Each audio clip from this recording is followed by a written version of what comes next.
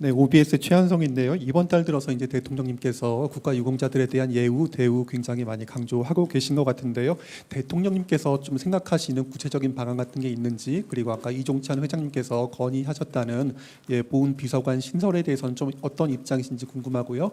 이건 별개의 질문인데 오늘 저녁에 그 언론사 사장님들하고 그리고 대통령 만찬이 있으신 걸로 알고 있는데 어떻게 자리가 좀 마련됐고, 그거는 네, 어떤 분들 참석하시고 어떤 성격인지 좀 말씀 그거는 부탁드리겠습니다. 일단은 지금 공개되니까 제가 말씀드리지만 사실 여부를 확인하기도 어렵고요. 사실이라고 해도 비공개입니다. 비공개인 걸 아시는데 말씀하시면 이거 여기 계신 언론사분들 다 알고 계시지 않나요? 저만 아는 게 아니라 비공개 행사고 있었다고 할지언정, 근데 저도 지금 그거는 확인하기 어려운 사항입니다. 네, 그래서 만약에 있다고 할지언정 그건 비공개 행사인데 비공개 행사를 이렇게 지금 생중계되는데 노출하시면 안 됩니다. 그 기자분들 다 아시는 거라 생각하고 서로 그 정도는 약속이 돼서 질의응답하셔야 된다고 생각을 하고요. 첫 번째 질문이 아까 뭐였죠? 보훈과 관련해서 보훈과 관련해서는 그 선거 기간에서도 여러 번 말씀하셨죠. 그 일테면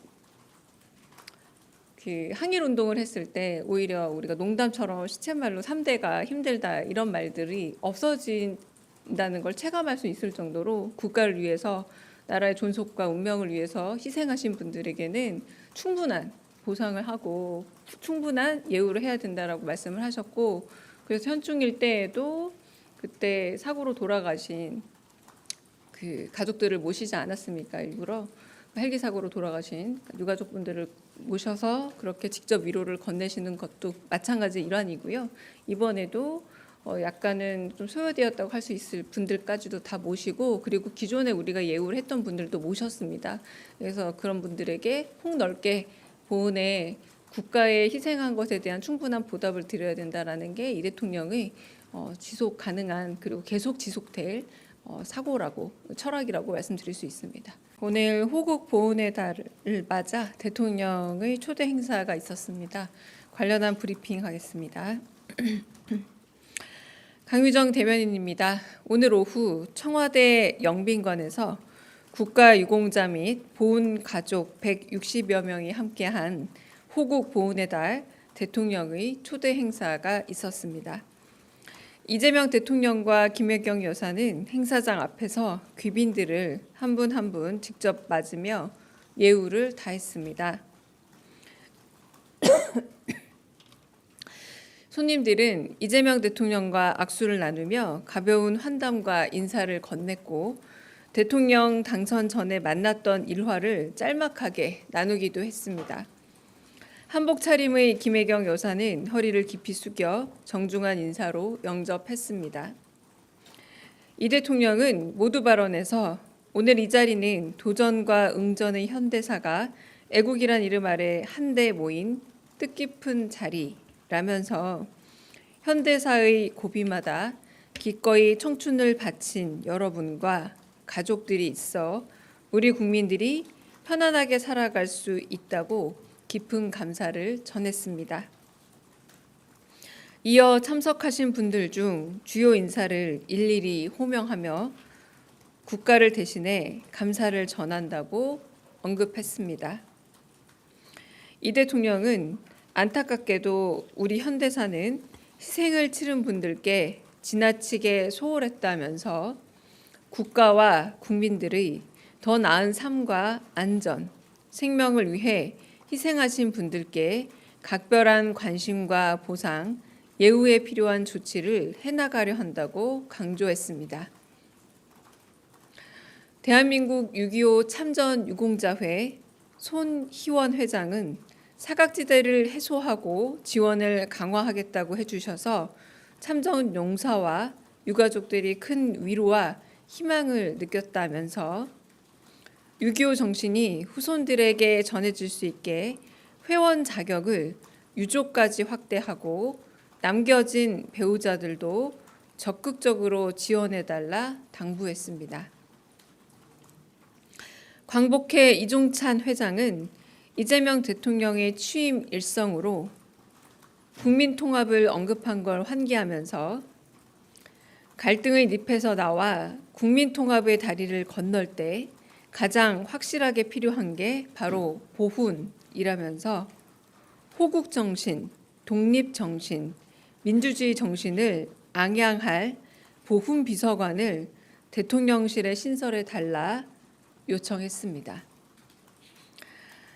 4.19 민주혁명회 이사인 이해학 목사는 안중근 열사와 6.25 참전 용사들의 유해 발굴을 더 적극적으로 펼쳐달라고 당부했고, 상위 군인 대상 국제 스포츠 대회인 2025년 인빅터스 게임에서 휠체어 컬링 부분 금메달을 딴 김영민 선수는 군 복무 중 부상을 입고 한동안 방황했지만 인빅터스 대회에 참가해 삶의 희망을 되찾았다면서 2029년 인빅터스 게임 대회를 대전시가 유치할 수 있게 정부도 힘을 보태달라고 건의했습니다.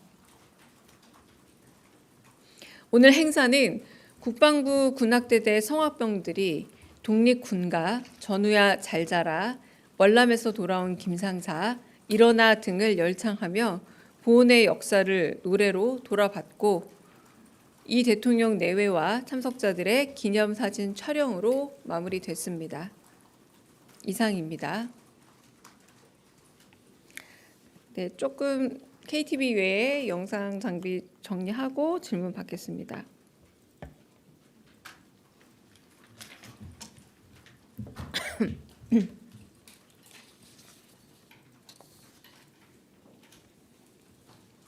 네, 질문 받겠습니다. 네. 네, MBC 정상빈입니다. 오늘 네. 행사에는 기존의 일반적인 보훈 대상자였던 참전 유공자나 유가족 외에도 독립운동이나 4.19 혁명, 5.18 등 민주화 운동 관계자들도 초대가 됐는데요. 이 보훈 대상을 해석하는데 좀 더 폭넓게 하자 이런 대통령의 의지가 있었던 건지, 그리고 윤석열 정부 당시와 비교했을 때 대상자들의 범위가 실제로 넓어진 게 맞는지도 여쭤보고 싶고요. 그리고 오늘 최원일 전 함장도 초청받아서 참석한 걸로 알고 있는데, 사실 2년 전에 그 당시 수석 대변인 발언 계기로 대통령께 항의하는 일이 벌어지기도 했었거든요. 혹시 오늘 만나서 따로 악수하시거나 대화 나누시거나 이런 게 있는지도 여쭤봅니다. 첫 번째는 아까 이해학 목사님도 발언하시기를 이런 그 오찬 내지는 보훈 행사의 자리에 참석한 게 처음이다. 근데 앞으로 다시 참석할지 모르겠어서 꼭 말씀을 남기고 싶다라고 말에 포문을 열기도 했습니다. 그리고 5.18 유공자라고 할 수 있을 김길자 여사님이라던가, 그러니까 동호의 어머님이시죠. 소년이 온다 주인공인 그런 분들도 오셨고요.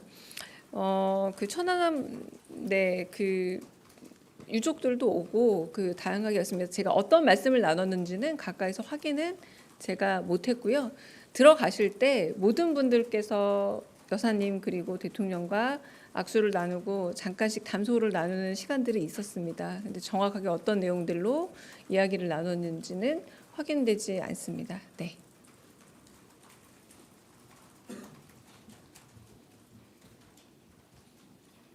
예, 매일경제 성수훈입니다. 대통령께서 처음으로 청와대 행사를 좀 진행을 하신 건데요. 청와대 영빈관을 좀 오찬 장소로 택하게 된 배경은 무엇이고, 그리고 청와대 복귀를 준비하는 상황인데 대통령께서 행사 전후에 청와대 복귀 준비를 좀 앞두고 살펴보시거나 따로 당부하신 말씀이 있었는지 여쭙고 싶습니다.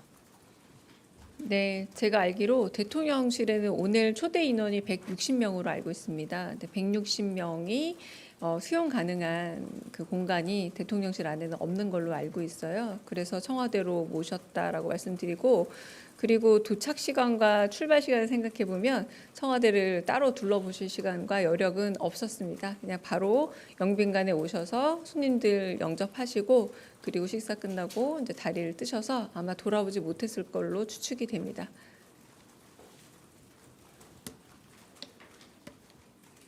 네, OBS 최한성인데요. 이번 달 들어서 이제 대통령님께서 국가유공자들에 대한 예우, 대우 굉장히 많이 강조하고 계신 것 같은데요. 대통령님께서 좀 생각하시는 구체적인 방안 같은 게 있는지, 그리고 아까 이종찬 회장님께서 건의하셨다는 보훈 비서관 신설에 대해서는 좀 어떤 입장이신지 궁금하고요.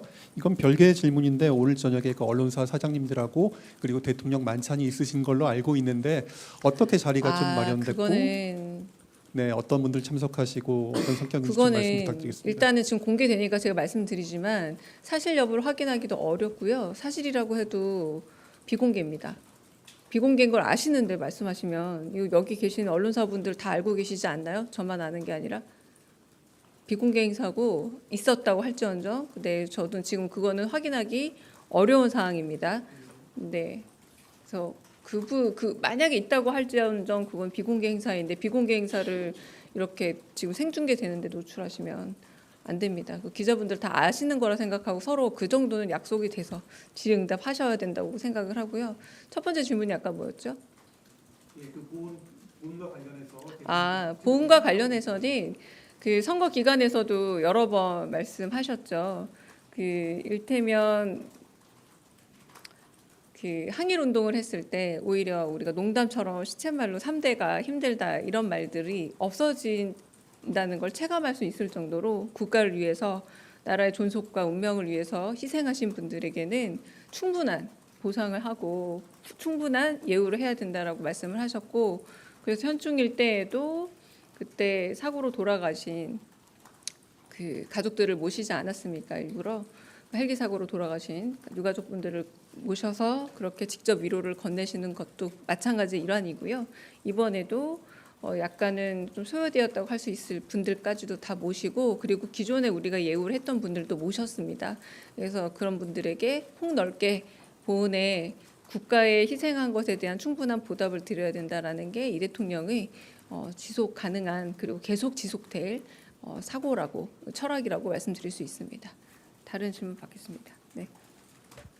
네, 저 미디어오늘의 장슬기고요. 네. 그 지난 정부에서 KBS 사장이랑 이사장, 방통위원장 이제 해임 면직 처분돼 가지고 취소 소송을 이제 대통령 상대로 제기하고 있는데, 정권이 교체되면서 이제 이재명 대통령으로 이제 그 피고가 소송 당사자가 되셨는데, 당장 어제만 해도 이제 남영진 이사장 그 항소심 승소 결과가 나왔더라고요. 그래서 이제 이재명 대통령께서 상고 여부를 이제 결정해야 되는데 어떻게 하실지랑, 그다음에 앞으로 이제 김희철 사장이나 뭐 한상혁 방통위원장 요 경우도 이제 소송이 계속 이재명 대통령이 피고로 돼서 이제 진행이 되고 있는데 어떻게 대응하시는지 궁금합니다.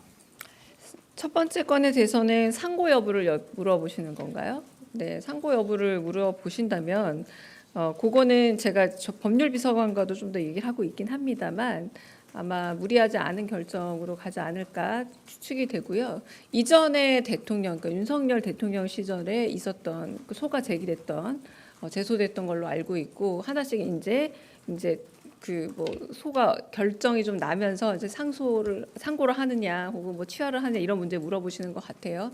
그거는 저희가 좀 일관된 기준들을 마련하기 위해서 지금 논의 중이긴 합니다만, 물으신 질문에 대해서는 무리한 결정은 나오지 않을 거다 정도로 대답을 일단은 드리겠습니다. 네. 네, 저기 제일 뒤에 먼저 듣겠습니다.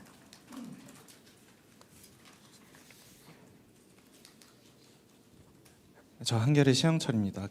방금 아까 질문 나왔었는데 이종찬 회장이 보훈비서관 제안한 거 그건 좀 어떻게 논의하실 건지 궁금하고요. 네. 그리고 비서관 인선이 지금 계속 되고 있는 것 같은데 이게 따로 언론에 공개되거나 발표되거나 이러진 않고 있는 것 같은데 추후에라도 나중에 모아가지고 혹시 공개하거나 이러실 계획은 없는지 궁금합니다. 네. 첫 번째는 그 이종찬 회장이 이렇게 서서 이렇게 모두 발언처럼 한 마디씩 돌아가는 덕담을 할 때 이제 비서관실이 생겼으면 좋겠다라고 발언을 하신 상태라서요. 거기에 대해서 구체적인 어떤 대답이라던가 이렇게 있기에는 물리적으로 좀 시간이 부족하기도 하고, 아마 말이 나온 이상 한번 살펴는 보지 않을까 싶습니다. 대통령실에서도. 근데 오늘 바로 이제 한 1시 정도에 제안을 하고 한번 이렇게 건의한 사항이다. 그러니까 바로 답을 드리긴 어려운 상태다라고 말씀을 드리겠고요.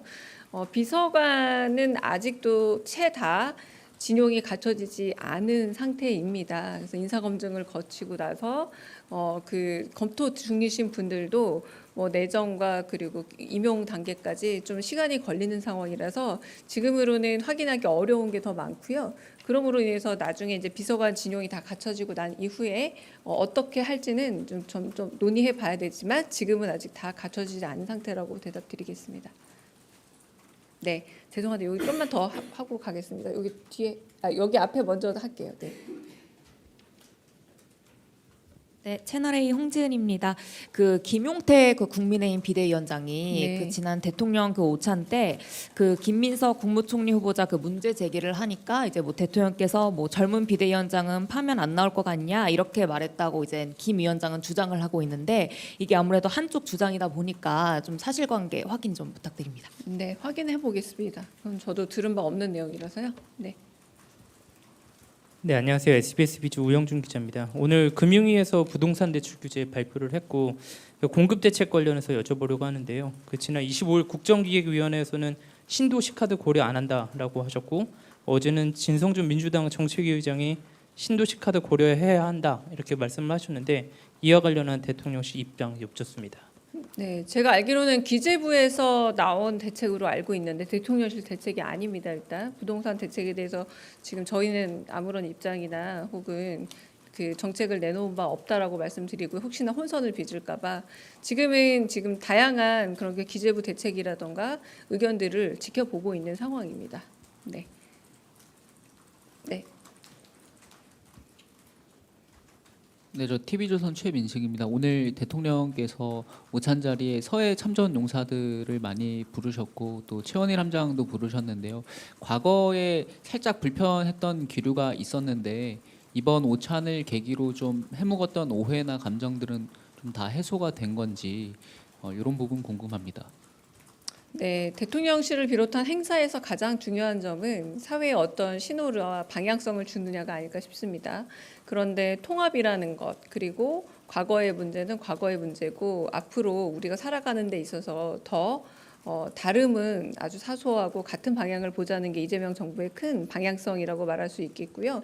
보훈 행사 역시 그 약간의 다름으로 인해서 나눠주기에 어려운 대상이 바로 보훈이라는 게 이재명 대통령과 이재명 정부의 생각입니다. 국가를 위해서 어떤 식으로든 희생이 있고 그리고 한편으로 그로 인해서 안타까운 목숨의 희생이 있었다면 충분한 보답과 사회적 예우가 있어야 한다라는 게 이재명 정부의 계속된 철학이라고 말씀을 드리고 네, 그게 굳이 뭐 통합의 어떤 행보 그리고 지금 내정된 보훈부 장관 역시도 권오을 장관입니다. 내정자 역시 그 역시도 하나의 신호이자 철학의 반영이라고 보시면 될 듯합니다.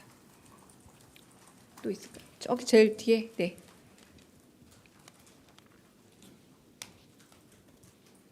네, CBS 허지원입니다. 네. 그 오늘 같이 국가유공자들 초청하는 행사 같은 경우에는 좀 대통령실에서는 경청 통합수석실 담당처럼 생각이 되는데 이 부분이 아직 다 공석이어서 업무가 어떻게 좀 처리가 되는지랑 지금 그런 비서관들은 사실 내정이 돼 있어서 이 일이 진행되고 있는지 뭐 발표는 언제 나는지 설명 부탁드립니다. 네. 그 사회수석이 있기도 하시죠. 지금 네 사회수석께서 다양한 역할과 그리고 사회적인 이견이나 갈등에 관한 여러 이야기들 제언들을 하고 계시고요. 이제 당연히 이제 경청통합수석이 자리를 하게 되면 거기서 해야 될 일이 맞기는 합니다. 그러나 여전히 차질 없이 다른 행정관과 혹은 다른 비서진들 사이에서 의견이 수렴이 되고. 그리고 또 오늘 같은 경우는 또 의전에서 해야 될 주요 행사 중에 하나이기도 합니다. 왜냐하면 오찬 행사이기 때문에 그런 부분에서 큰 차질이 없고 타운홀 미팅 같은 곳에는 또 정책과 관련해서 기존의 정부와 조금 다른 모습으로 조금 다른 그 실관의 좀 협업이 많이 이루어지면서 지금 행사나 혹은 어떤 이런 과정들 혹은 의전들이 이루어지고 있다라고 말씀드릴 수 있겠습니다. 네. 네, 대변인 뉴시스 김용록입니다. 아까 그 오늘 발표된 주택담보대출 최대 한도 6억으로 제한하는 그 기재부 정책 발표에 대해서 대통령실은 뭐 입장이 없다 이렇게 말씀해 주셨는데 이재명 정부 첫 부동산 정책인데 대통령실 입장은 없을 수 있지만 국무회의 보고는 적어도 됐을 것 같은데 혹시 보고가 있었는지 여쭤봅니다. 제가 알기로 다른 보고가 특별히 없었고요. 오전에 회의라던가에서도 특별히 그 부분에 대한 보고는 없었습니다. 이제 지금 기재부에서 아마 일련의 흐름들을 보고 만들어진 그런 일종의 대책성이라고 보고요. 그래서 그로 인한 거는 저희가 뭐 특별히 입장을 갖거나 혹은 저희가 뭐 어떤 방향성을 제시하거나 이런 부분이 아니라는 것. 그래서 어떤 식의 효과를 가지고 올지 좀 지켜보고 거기에 대한 대응이 필요하다면 대통령실의 반응도 나오지 않을까 싶습니다. 더 없으시면 네, 여기서 끝내고 많이 질문하시는 것들 그냥 카메라 끄고 말씀드릴게요.